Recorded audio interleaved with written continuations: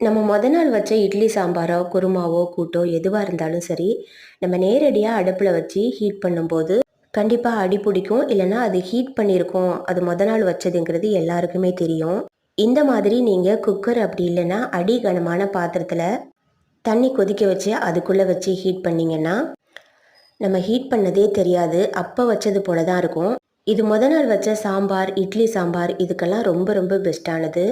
நான் பொங்கலுக்கு வச்ச சர்க்கரை பொங்கலை தான் கைப்படாமல் ஒரு டப்பாவில் எடுத்து வச்சுட்டேன். அதை தான் இப்போ மறுபடி ஹீட் பண்ணி அந்த 21 காய் போட்டு கூட்டு செய்கிறோம் இல்லையா, அதையும் இதே போல் தான் ஹீட் பண்ணிவிட்டு தோசைக்கு தொட்டுவிட்டோம். ரொம்ப ரொம்ப சூப்பராக இருந்துச்சு.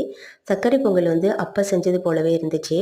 நம்ம தனியாக அகலமான பாத்திரத்தில் ஹீட் பண்ணும்போது டைமும் ஆகும், கேஸும் வேஸ்ட் ஆகும். இந்த மாதிரி குக்கரில் வச்சிங்கனாக்கா 2 விசிலில் சூப்பராக ஹீட் ஆகிடும். எந்த பொருளாக இருந்தாலும் சரி, இந்த மாதிரி ஹீட் பண்ணும்போது அப்போ செஞ்சது போலவே ருசியாக இருக்கும். கண்டிப்பாக இந்த வீடியோ உங்களுக்கு பிடிச்சிருந்துச்சுன்னா வீடியோவுக்கு லைக் கொடுங்க, சேனலை சப்போர்ட் பண்ணுங்கள். உங்கள் வீட்டில் பொங்கலெல்லாம் எப்படி போணுச்சு அப்படிங்கிறத கமெண்ட்டில் சொல்லுங்கள். இந்த வருடம் அனைவருக்கும் இனிய வருடமாக அமையணும்னு மனதார வாழ்த்துறேன். வாழ்க வளமுடன். இந்த டிப்பை உங்கள் ஃப்ரெண்ட்ஸ் அண்ட் ஃபேமிலிக்கு ஷேர் பண்ணுங்கள். தேங்க்ஸ் ஃபார் வாட்சிங்.